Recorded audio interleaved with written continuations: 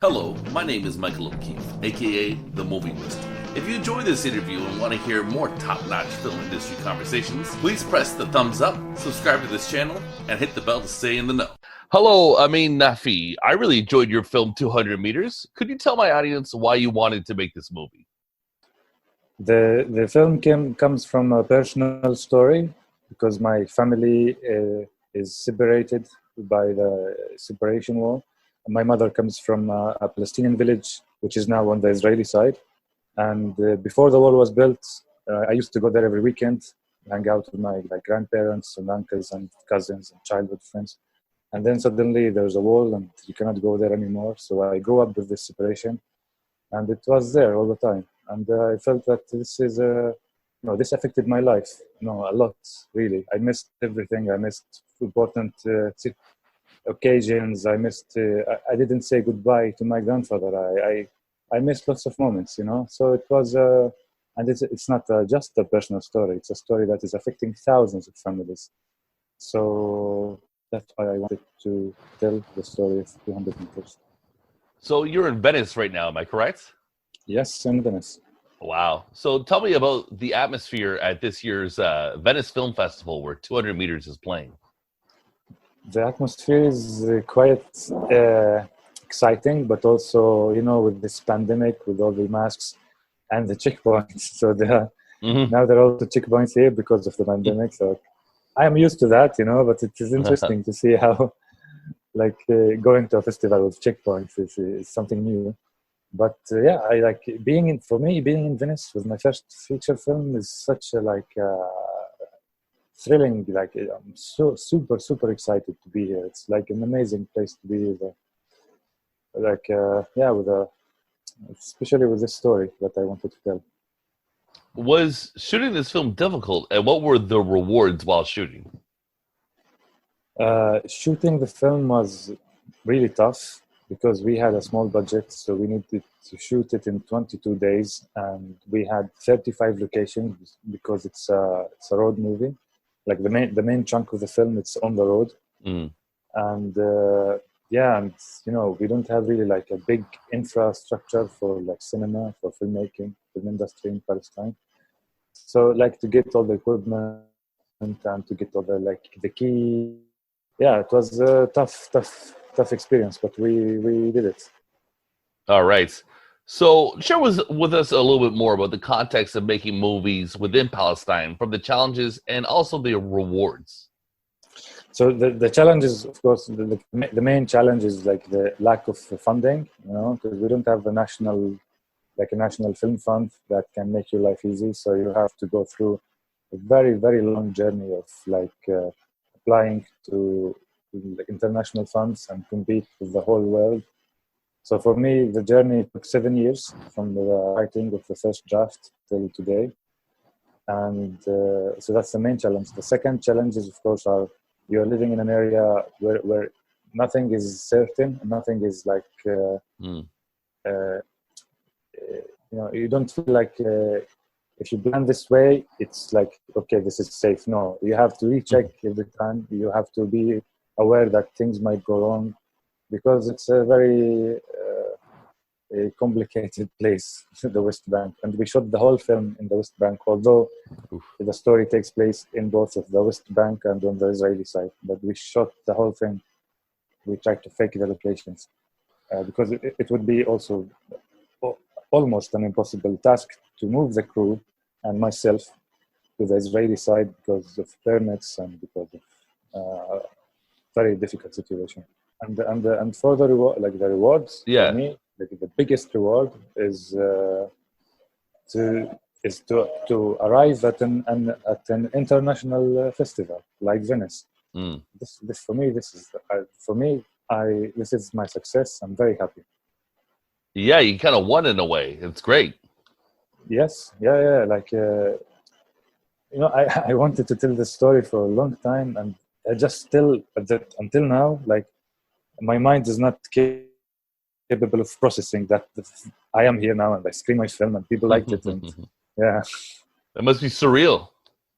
Yes, because also me coming to Venice was also another adventure, because I had to travel for 2 days, and through 4 countries, and Oh my because God. I cannot travel through Tel Aviv. If I Right. came from Tel Aviv, it would be so easy. So I had to go to Jordan, to Oh, Istanbul, Frankfurt, to Venice, and every time I had a panic attack because they're telling me you cannot travel with this visa. They will send you back. It was like really a difficult trip. sounds like a headache. Yes, So, yes. uh, do you have a writing ritual, or are you a binge writer? Uh, yeah, writing for me is it takes a long time, long Hmm. processing. Yeah, I'm not a big writer. No, I think I wait for the right moment of inspiration, and I think like most of the like smart ideas I got like in the script were conceived in the shower. Yes, That's funny. yeah. That's funny. So, how often do you watch movies, and what are some of your all-time favorites? I try to watch films in Palestine we don't have a lot of cinemas like Mm. commercial cinemas, so it's very limited what you can watch at the cinema. But yeah, I watch films online all the time. Okay.